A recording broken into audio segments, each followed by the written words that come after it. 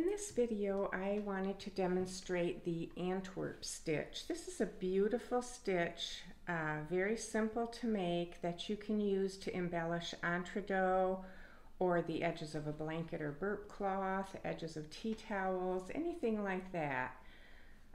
In my recently released ebook on decorative edges for entredeaux, one of the comments that I make in there is that you always want your stitching line to look continuous so that you can't tell where you start and stop a stitch.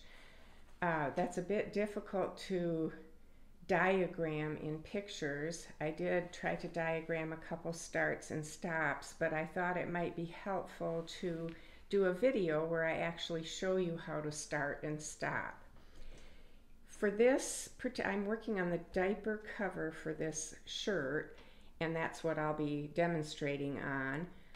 For this stitch, I find it really helpful to use a padded surface like this little quilter's cut-in press, because you can pin it to the board, and I'll show you that while you're working on it.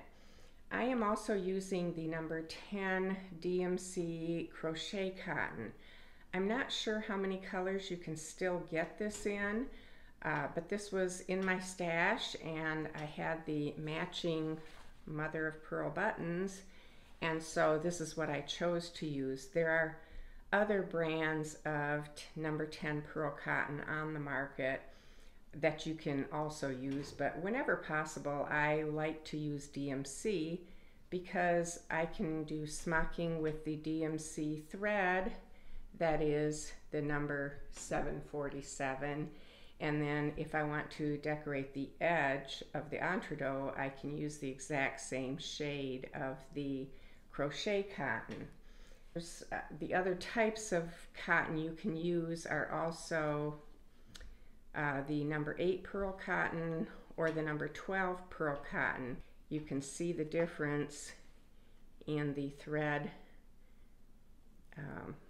width of these different ones. I just tend to prefer the number 10 to use that whenever I can. It also comes on bigger balls, which is nice. And then I use a number 24 tapestry needle with this stitch, and I also have my flat head pins to pin the project to my board, and my embroidery scissors. So to make it easier for you to see, I am going to cover this board first with a dark color so that you'll be able to see what I'm doing. So I have the navy fabric over my board, and then I like to put these flathead pins into the project and pin it, because I just find this is very helpful when I'm doing this type of stitching. It gives a little more stability to the project, and to me this is easier than trying to hold on to the edge while you're stitching. And of course you can move this around a little bit as you continue to work along the edge. So the Antwerp stitch is basically a blanket stitch with a knot. So I am skipping every other hole. So you can see here, let me move this out a bit. So you can see here, I'm going to skip this hole. I'm going to insert the needle into the next entredeaux hole and then go over the working thread and pull it through.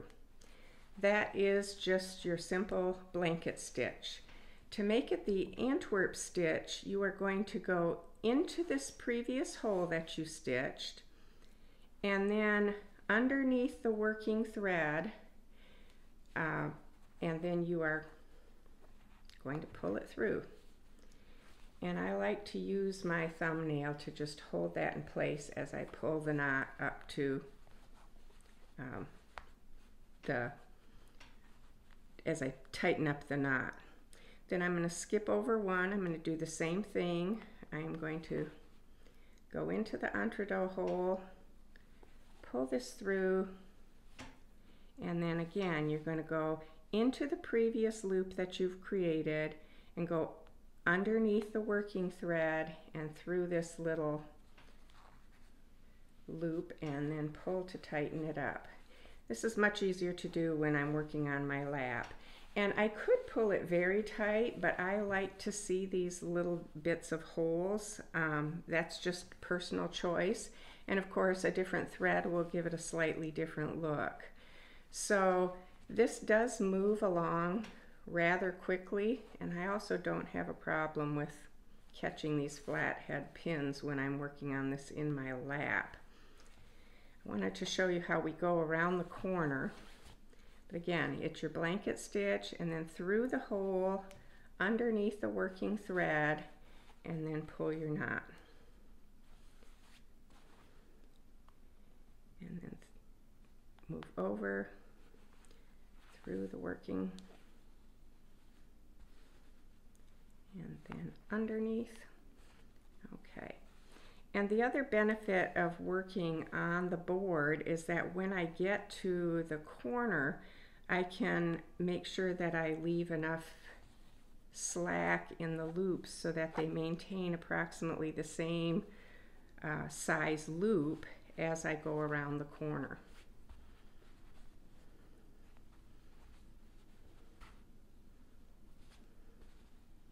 And then again, I would skip over to the next one. And you can see how nice, I like to keep tension. I'll move this back. I do like to keep the tension on the thread as I work with it. So this is your basic Antwerp stitch, and then I'm going to show you starting and stopping in just a second as I run out of thread here. So I don't have a whole lot of thread left here, and I don't like to use any of the thread that is around the eye of the needle because that really gets worn with all the in and out of the entredot. So in order to start a new thread, you're going to go ahead and take the blanket stitch, but then you need to have another needle threaded up and ready to go, because for the knot portion, you're going to put both needles and thread through the knot. And before I tighten the knot up too tight, I like to pull this thread through until I get to the tail. So I've left the tail here. You want to make sure you leave yourself a couple inches so that you can thread it into a needle and weave it through on the wrong side. But that now I've finished this and I'm just leaving that off to the side, and I will continue stitching the Antwerp stitch. For this first one, you have to hold on to the tail in order to get your tension correct. And I can pull that back to adjust the size a little bit. And then you just continue your stitching, and then I will show you how you weave that on the wrong side.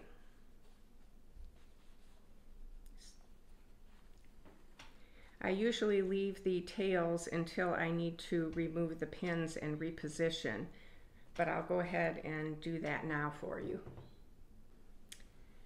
So this is my previous start and stop point, and so I'm going to take this needle and thread that I had been using and just go to the back side of the entredot, and I'm going to weave this thread through the, I don't know, I guess I call them the leg stitches. They would be the vertical stitches of the entredot. And you want to weave it through for a couple inches. So I'm going to have to go around the corner here, which is fine. This thread is about the same width as the one side of the ladder of the entredot. So if you do this properly, it won't show. And then I will hold that in place while I unthread the needle, because I don't want it to be tugged out of place. And after you've woven it about an inch or an inch and a half, you can just clip off the tail. So that takes care of the first thread. That's the thread that ended. And then you want to thread up your needle again so that you can hide where you start. So I've got the needle threaded for my starting out tail, and I am going to take it through this hole, the little loop that was created, and you can see right now this knot is ever so slightly fatter than the other knots, but you would really have to be looking to find that join. And so this thread I take to the back and I go in the opposite direction to weave the threads through. You don't want to weave it through the same vertical stitches because that would be too heavy and it might show on the right side.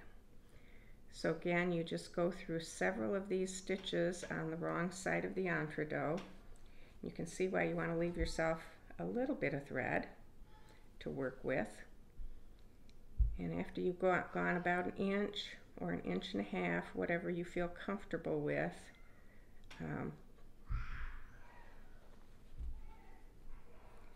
then you can cut that tail off. And you can see it's not, you can tell where you've woven it through on the back, but it's not unsightly. But on the front, it's really difficult to see where your join was. So that is how you start and you stop your Antwerp stitch. I hope this has been helpful and that you'll enjoy doing this as well as many of the other stitches in the book. I'll put a link to both the book as well as the supplies that I've used here, so that if there's something you need to pick up in order to try this out, you can do that.